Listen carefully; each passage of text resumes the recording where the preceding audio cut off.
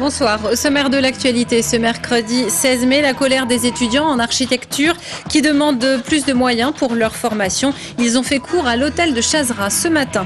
Le troisième jour de grève pour les employés d'Aubert et Duval. Ils revendiquent de meilleures conditions salariales. La production est arrêtée et l'usine est fermée à Issoire. Jean-Marc Grangier est l'invité de ce journal. Le directeur de la Comédie de Clermont vient nous parler du 15e anniversaire de la scène nationale. Nous vous l'annoncions hier, l'arrestation de la mère du petit Antoine dans une affaire de meurtre. Plusieurs gendarmes de la cellule Disparition 63 qui enquêtent depuis 3 ans et demi sur la disparition de l'enfant ont été dépêchés à Marseille pendant 2 jours où Alexandrine Brugerolles de Fraissinet est en garde à vue. Ils assistaient aux interrogatoires de la mère d'Antoine et de son compagnon Sébastien Ribière. Ils tentent d'obtenir des informations pour l'enquête qui les concerne. Selon le journal Le Parisien, les gendarmes ont suivi pendant un temps une piste selon laquelle le corps d'Antoine aurait pu être caché dans les fondations du centre aquatique d'Issoire. On fait le point avec Romain Duché. Oui, les gendarmes du Puy-de-Dôme ont bien travaillé sur une piste selon laquelle le corps du petit Antoine aurait pu se trouver dans les fondations du centre aquatique d'Issoire. Jean-Christophe Riboulet, juge en charge de l'instruction du dossier, nous l'a confirmé par téléphone. En revanche, pour lui, il s'agit d'une non-information. Selon lui, cette piste a été étudiée comme des milliers d'autres. Et s'il n'a pas ordonné la destruction du centre aquatique pour faire des recherches, c'est parce qu'il n'avait pas d'éléments suffisants. Pour Jean-Christophe Riboulet, lors d'une disparition telle que celle d'Antoine, les gendarmes fouillent toujours les chantiers en cours dans les environs. C'est la procédure. Aujourd'hui, la disparition du petit Antoine à Issoire, le 11 septembre 2008, reste inexpliquée. Une cellule de gendarmerie avec 3 personnes à temps plein continue d'enquêter, sans résultat pour le moment, à moins que la garde à vue de la mère n'apporte des éléments nouveaux dans les prochains jours. Image de Maud de Gatineau.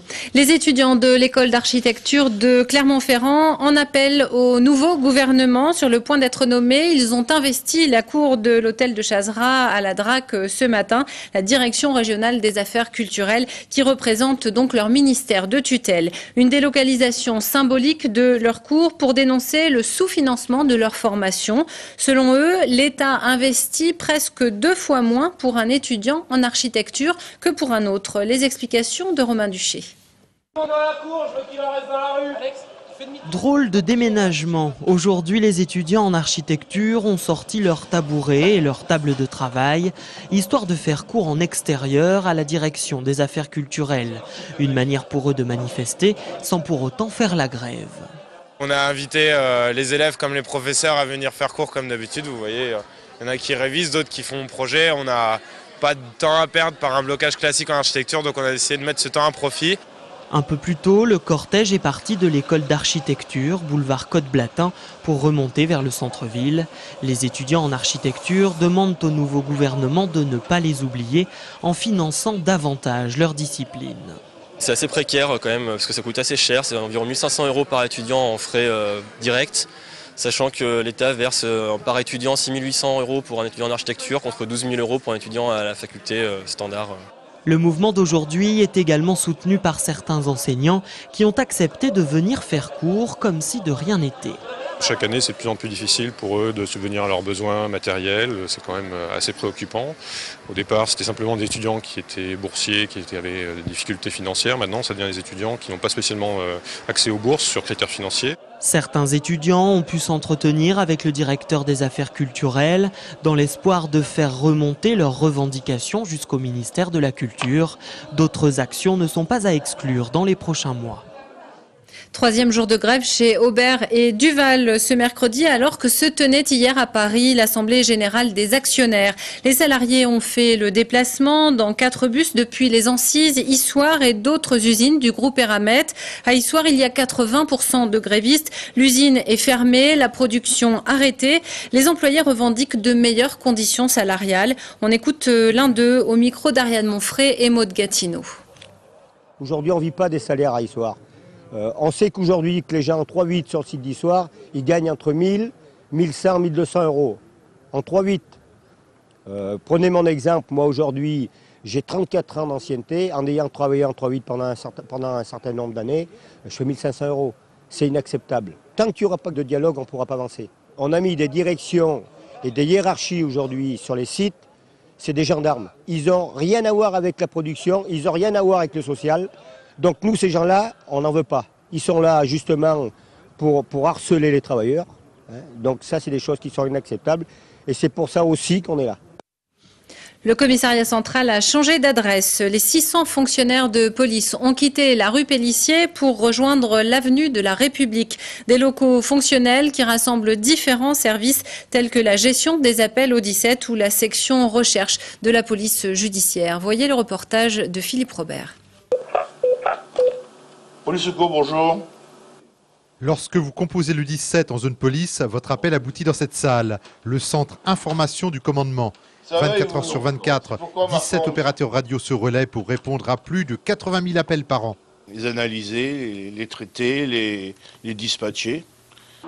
Un service qui est en quelque sorte le cœur de ce bâtiment fonctionnel où travaillent 600 policiers et personnel administratif sur 4 niveaux. Il y a un double accueil, ce qui n'existait pas donc à Pélissier, donc avec un accueil convoqué, un accueil plaignant, un accueil victime, pour que les flux des personnes ne soient pas mélangés et qu'il y ait le respect de la confidentialité, avec ensuite donc une zone d'attente qui est donc particulière et donc des bureaux de plainte donc à niveau et donc très individuel.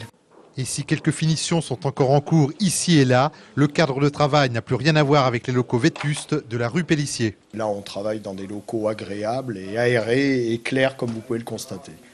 Et à côté du service de la brigade motocycliste, d'autres bureaux pour auditionner 24 heures sur 24 les mises en cause. Il faut qu'au départ, il y ait un délit, soit un vol, comme je vous l'ai dit, des violences, ça peut être pas mal de choses. C'est ces gens-là qui sont ramenés donc, chez nous.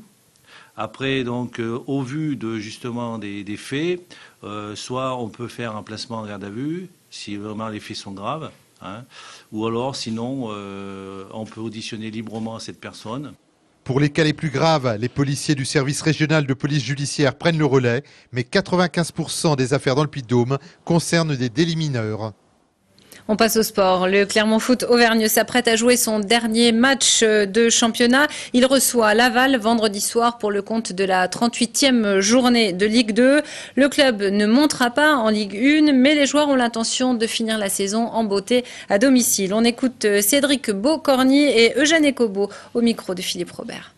Chaque place est importante. On sait que pour le club, c'est important de finir le plus haut possible parce que les droits à télé, pour l'argent, c'est important de gagner des places, donc pas que pour nous. Et puis pour le public, finir en beauté à Montpied, ça serait bien. On tient à cœur de bien terminer devant notre public.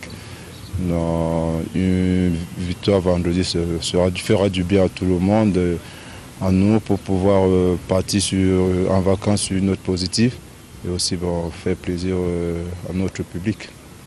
De leur côté, les rugbymen de l'ASM Clermont-Auvergne testent depuis hier la cryothérapie. 2 fois par jour, les Clermontois prennent place dans un cylindre qui dégage de l'air glacé à moins 130 degrés. Chaque séance dure 3 minutes. Selon les spécialistes, la cryothérapie a un effet anti-inflammatoire et permet une meilleure récupération. Rappelons que l'ASM disputera le 3 juin prochain la demi-finale du top 14 à Toulouse face au vainqueur du match de barrage entre Toulon et le Racing Métro.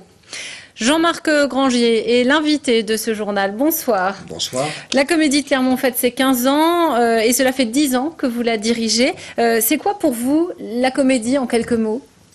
La Comédie, c'est le grand plaisir de découvrir la création d'aujourd'hui. Un anniversaire donc que vous célébrez par le biais de plusieurs expositions. Vous dites une grande exposition rétrospective. Est-ce que cette notion de rétrospective était importante pour vous et pour quelles raisons ? C'est-à-dire que nous avons un photographe, un très bon photographe qui s'appelle Jean-Louis Fernandez qui suit les saisons depuis 10 ans. Oui. Et nous avons cette mémoire en images. Et j'ai trouvé que ça pouvait être intéressant de disséminer à travers la ville, dans les magasins, dans les restaurants, dans les hôpitaux, dans plein de sortes d'endroits, comme ça qu'on peut découvrir au fur et à mesure d'une balade et voir ainsi des photographies. Alors pour certains, ça peut rappeler effectivement de beaux souvenirs, j'espère en tout cas de beaux souvenirs de spectacles, en tout cas des souvenirs de spectacles auxquels ils ont assisté. Oui. Pour d'autres qui n'ont pas suivi, qui ne comprennent pas forcément de quoi il s'agit, peut-être c'est l'occasion de découvrir et de s'interpeller et peut-être de s'intéresser maintenant prochainement à la scène nationale. Donc c'est l'histoire de la comédie à travers un certain regard, comme on dit à Cannes, qui démarre actuellement. Là, c'est le regard de plusieurs artistes, Jean-Louis Fernandez et puis également les graphistes et designers Manuel et Antoine. Voilà, c'est ça, qui exposent eux au marché Saint-Pierre. Donc ce sont vraiment des regards artistiques aussi sur cette vie qui s'est nouée avec des artistes autour du projet de la comédie. Oui, parce que j'ai toujours voulu que la programmation serve aussi à de la création. C'est pour ça que j'ai eu un photographe associé et des graphistes qui sont aujourd'hui reconnus mondialement. Ils sont dans une liste, une best list qui choisit 200 graphistes internationaux. Ils viennent d'entrer dans cette liste-là. Donc on a des gens de grande qualité qui sont des créateurs et je trouvais intéressant qu'eux aussi puissent s'emparer de la programmation et faire quelque chose de créatif avec ça. Donc aujourd'hui, on peut utiliser toute cette matière et la donner à la population. Et il livre d'ailleurs beaucoup de photos pour Jean-Louis Fernandez qui se situent en dehors du plateau, dans les loges, dans les coulisses. On voit aussi tout ce qui se passe en marge des spectacles. L'envers du décor, parce que il est assez fort parce qu'il arrive, il est très grand et assez costaud, et il arrive malgré tout à se faire oublier et à se faire accepter. Vous savez, les artistes parfois arrivent et surtout pas de photos, je veux pas de photos, etc. Donc on négocie parfois sa présence longuement avec des artistes et à peine ils le connaissent que très vite ils le réclament. Comment il n'est pas là, il ne nous suit pas, enfin voilà. Donc les artistes sont souvent quand même une relation assez forte avec leur image. Et là, on assiste à ça. C'est-à-dire qu'il arrive, il est témoin de moments assez particuliers et intimes que livrent les artistes. Donc ça donne aussi quelque chose de très intéressant à regarder dans ces images. Est-ce que les Clermontois se sont appropriés la comédie en ces 15 années ? Oui, en tout cas, moi je peux parler principalement évidemment des 10 ans que j'ai connus, que je connais. Moi je vois l'évolution effectivement de l'attachement du public à la programmation de la scène nationale, d'un public de plus en plus exigeant parce qu'il est de plus en plus connaisseur. Moi ça me met la barre encore plus haut sur la programmation, mais c'est passionnant. Et je crois qu'il y a vraiment un échange fort. Enfin moi je me sens vraiment dans une relation très très forte avec les publics, parce qu'on ne peut pas dire le public de la scène nationale, qui est quand même composé de personnes extrêmement variées et diverses. Donc on peut parler des publics de la scène nationale qui sont quand même très importants. On finit une saison la semaine prochaine à plus de 90% de fréquentation. On a hélas refusé beaucoup de public pour certains spectacles. Enfin voilà, c'est vrai qu'il y a un mouvement assez fort. Il nous reste 20 secondes. De quoi êtes-vous le plus fier quand vous regardez dans le rétroviseur ? Moi, je suis pas fier. Oui, je suis content, mais je ne suis pas forcément fier.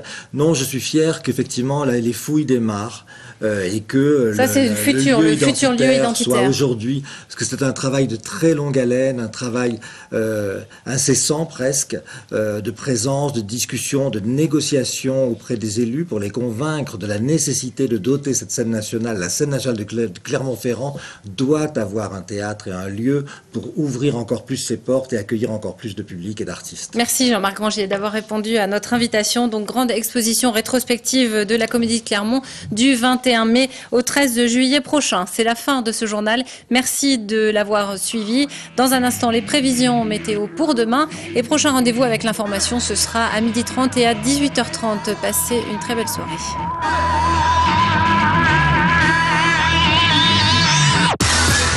Toute l'actu locale est aussi en ligne. Retrouvez votre JT sur clermontpremière.com.